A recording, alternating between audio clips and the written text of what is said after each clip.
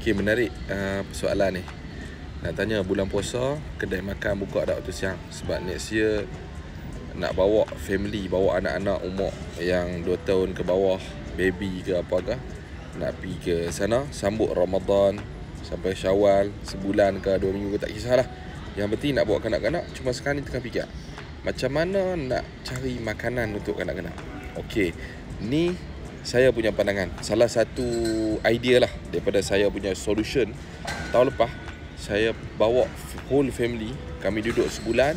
Saya ambil apartment, ni konsep DIY punya konsep, duduk sebulan Ramadan, sewa kereta apa semua siap. Memang best. Cuma berkenaan debat makan, apa solution dia? Dia ada berapa tak kira lah. Cuma kalau kata nak pergi kedai ulang alik, kedai kadang-kadang buka, kadang-kadang tak buka. Makan kedai buka mungkin tak kena dengan selera budak-budak tu. Nak cari nasi susah dan sebagainya. Cadangan saya, apa yang saya buat tahun lepas adalah saya buat makan ritot. Siapa pernah dengar ritot? Letak kat ruang komen. Ritot ni macam mana? Ritot ni satu konsep. Perasan tak kalau kita pernah beli Cairo Ami punya dendeng kan? Cairo Ami punya sambal ataupun mana-mana sambal yang buat dalam pembungkusan yang tak ada bahan awet tapi dia tahan 2 tahun. Tak tahulah apa teknologi proses dia kedap macam-macam, tak tahulah. Tapi ritot tu proses dia akan menyebabkan makanan tu boleh tahan sehingga 2 tahun. Dan ritot ni hari ni kita sendiri pun boleh buat. Bukan buat proses tu.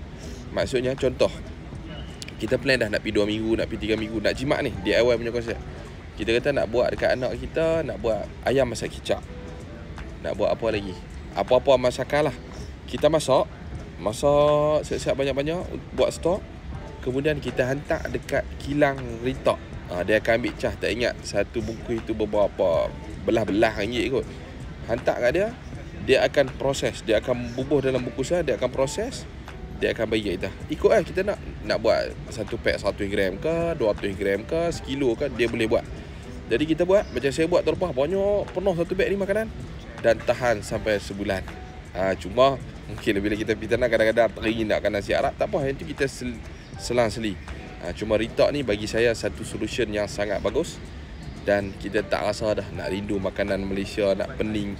Teringin, itu the best. Kalau cari makanan Malaysia kat sana, mahal, susah, tak kena selera dan sebagainya. Ni selera masakan kita sendiri. Dan ritok ni lagi best, tak benda apa?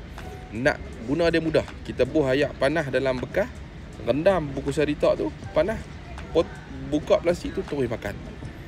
Sangat bagus. Harap bermanfaat dan harap menjawab. Jangan lupa like, komen dan share.